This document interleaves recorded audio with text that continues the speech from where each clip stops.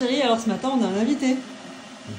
On a Pierre. Bonjour. Un follower qui vient de... Un follower. Entre Auxerre et Dijon, Pouillon-Auxois, c'est ça? Pas loin. Ouais. Pas loin. Pas loin. Technico-agricole pour changer un petit peu. Ancien, voilà. Ancien. Vétéran. Puis il est bien reçu. Hein. Non, on déconne, c'est lui qui les a amenés. Bon, alors il te posait la question. La fissuration, il sait plein de choses. Mais il m'a même appris des choses hein, sur la biotomée, tout ça. Là. Ouais, c'est super La intéressant. silice, tout ça, je vais essayer ça. Et en fait, il ne connaît pas la fissuration. La fissuration, c'est un compromis entre le... En fait, il y a le SMI direct. Ça marchait bien, sauf qu'ils sont aperçus que tu as l'acidité de surface qui reste quand même dessus. Toi, tu mets des engrais, là, il y a cette acidité. Et en plus, le sol n'est pas assez oxygéné, surtout au début, tu fais le SMI direct. Donc la fissuration, ça consiste à travailler le sol comme un couteau qui passerait dans le sol. Et ça ressort très peu de motte. Et ça travaille des bandes de... Ça laisse des bandes de 25 cm pas travaillées. D'accord. Donc tu as de la portance, tu gardes la structure du sol. En fait, tu travailles le sol dans la verticalité. Tu sors pas des grosses mottes, tu débourges pas tout. On aère un petit peu. C'est pour aérer le sol, relancer la vie microbienne, tout ça, là, un peu la minéralisation, mais sans tout chambouler. Après, nous, en préparation de sol, on passe un appareil à disque indépendant, comme ça, et puis tu sèmes là-dedans, nickel.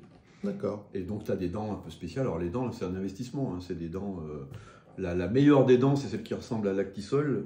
Le sabot, tout ça, la chaussette, c'est 400 à 450 € la dent. Après, tu tombes des hectares avec. Mais c'est un investissement quand même. Moi, j'ai pris la gamme au-dessous, il y en a déjà pour 2500 avec mes 11 dents. Ça fait vite des ronds.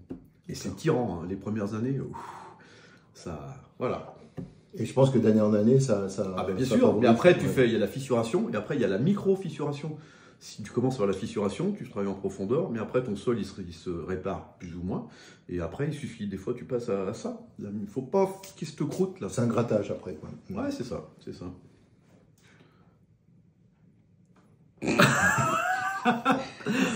Ça te va comme réponse? Ah ben impeccable, oui, j'ai appris quelque chose, c'est bien. Voilà. Moi, ça, il m'expliquait, c'est Sam qui nous expliquait ça. Alors lui, je ne sais pas si tu le connais, regarde sur YouTube, il est hyper intéressant. Ça me dit quelque chose. Ah, il fait des analyses de sol. C'est lui qui a mis... ils ont un groupe, je ne sais plus comment ça s'appelle, Phytosol, je crois. Ouais, je crois que c'est Phytosol. Ils font des partenariats avec des agriculteurs, justement pour réparer les sols, parce qu'ils sont aperçus qu'en fait, les sols se sont complètement dégradés. Ils se ferment et... Non, il est... Mais justement, il a fait plein d'essais. Ah oui, oui. Non, en fait, il a pris des terres comme modèle et il a fait des essais sur ces terres et il y a des fois, ça marchait pas. C'est pas des essais, c'est qu'il a repris sa ferme, il s'est même confronté à son grand-père, il s'est même frité parce qu'ils n'avaient pas les... il y avait des conflits de génération, il faut labourer, machin. Et toi, même son grand-père, maintenant, lui reconnaît qu'il avait raison, qu'il aurait dû l'écouter davantage, que les sols, chouette, ça va bien mieux. Et ouais. des fois, il fait le comparatif avec ses voisins. Il dit, je critique pas ce qu'il fait, mais regardez les résultats. Quoi. Le blé, le machin, il y a de l'autre, il y a de la battance. Lui, on voit que ça respire, il y a les vers de terre qui montent, tout ça. Non, puis maintenant, il faut réfléchir à la terre. Ça peut jouer sur la battance. Hein. Ah, c'est bien aussi. Ouais. Mais je vois qu'effectivement, un sol, s'il est vivant, on voit toutes ces différences. Ah, mais tout bouge, je sais. Moi, j'ai une petite anecdote. J'avais une friche, là où j'étais au départ en Bourgogne, que je laissais en état de friche. Donc, ça faisait 30-40 ans qu'elle était en l'état. Et par rapport au champ du voisin, il y avait une marche. C'était le sol qui était soufflé, en fait. C'est le sol qui s'était petit à petit lessivé, voilà, et que l'été c'était dur comme du béton.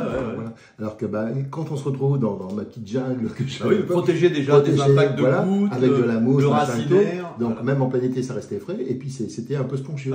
C'est le système forêt. On retombait dans un système forêt par rapport à un système ultra. Par contre, le système forêt, tu peux pas avec ta batteuse. On a la compaction. Et on produit pas grand chose. Le système forêt, je pense que c'est ce qui est recommandé pour les jardins, les potagers. Non, mais le système forêt, c'est le sol, le sol, c'est son état optimum. Mais le système forêt, tu peux que t'en rapprocher, mais tu pourras jamais l'atteindre. Déjà, le fait d'exporter, de rouler dessus, les outils. Ouais, mais le système forêt, c'est justement, ça a un nom là de mettre. Tu confonds avec l'agroforesterie. Non, mais tu sais, je te parle de quand on met plein de feuilles. Tu confonds avec la permaculture. Permaculture, c'est pas ça? Non, on peut pas faire de la permaculture à grande échelle. Ah, pas à grande échelle. Tu rigoles, non.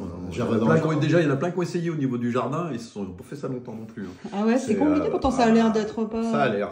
D'accord. Parce qu'il faut retenir, c'est l'idée du compost, quoi. Ouais, voilà. Qui est assez fondamentale pour des sols, justement, un peu épuisés. Ok.